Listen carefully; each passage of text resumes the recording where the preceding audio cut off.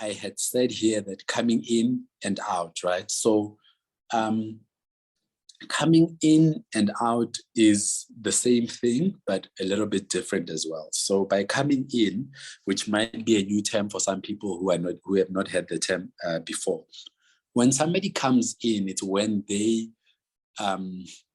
accept or when they understand their own sexual orientation or gender identity, when they come into themselves, when they are empowered, or when they are in a space where they can comfortably say that, oh, okay, now I realize who I am, or where I fall, or what my gender is, or what my identity is.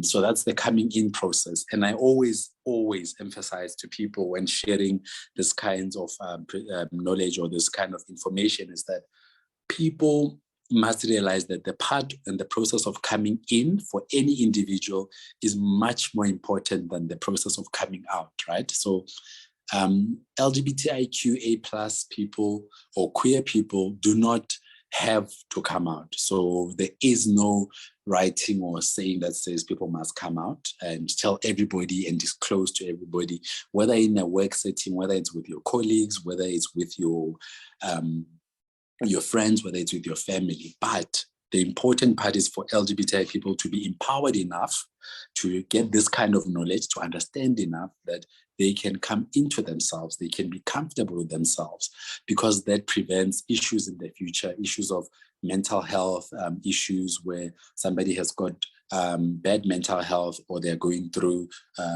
mental health challenges rather, because of not understanding who they are, not understanding what they are going through, or not having enough information about their gender identity or their sexual orientation. Okay, so I think basically in a nutshell, it's coming in or coming out is the process of acknowledging one's sexual orientation and or gender identity, first to oneself and then to other people. But that part, the last part, is not always compulsory.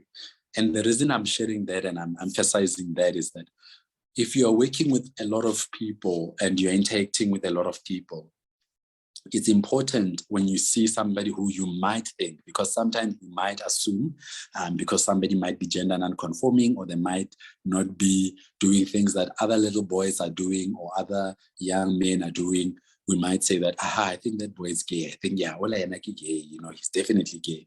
So instead of assuming that, or pressurizing them and calling them and saying, hey, are you this and that, you would rather say, affirm for them, share information with them without actually being aggressive about it, or passive aggressive, or pushing it into them, by just making sure that they are aware and they have enough information for them to acknowledge and be comfortable with themselves, because it's a process. The person needs to first be comfortable with themselves before they are comfortable with other people about their own sexual orientation or gender identity. And also, lastly, I think that people, like I said, South Africa is a country with beautiful laws, but implementation on the ground is not always the same. And people we don't always know what people are coming out into, right? So, and once somebody's out, they are vulnerable. So we don't want to be dragging people out of closets. We don't want to be dragging people out of their comfort zone of not sharing their sexual orientation and gender identity with us. Because once you drag them out, or once you force them out, are you going to provide them with the security that they might require now that they're out and you've exposed them to everybody? Or you have assumed, and now with your assumptions, they might be vulnerable to something that might not always be true. So I'm just saying again, when dealing with people and you're dealing with people who might be a little bit different, who might be somewhat different, always exercise caution in terms of their safety, in terms of their vulnerability, because you don't know how other kids will react to it. You don't know how other colleagues will react to it. You don't know how their families will react to it. I wanted to get to the last part here, but I see, because I'm sharing this from a tablet, it's not as ordered as nicely, but I think I might have covered that.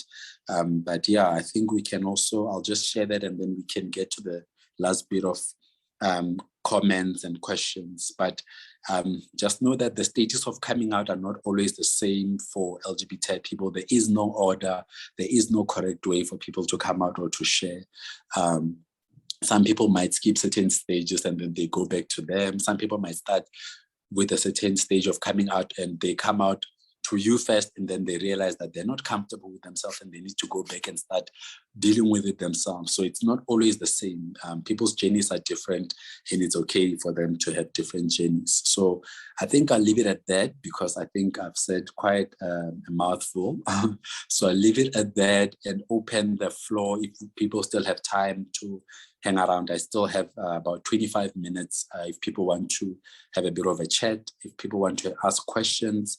And also you can ask questions about personal questions as well. So what we also like to do when I was still at Out is we would have someone sit in the center of a group of people and let them ask any comfortable and uncomfortable questions, because through the uncomfortableness, I think we get to grow and we get to get deeper information. So feel free to ask me questions now. You can also get let me see, I think I've shared.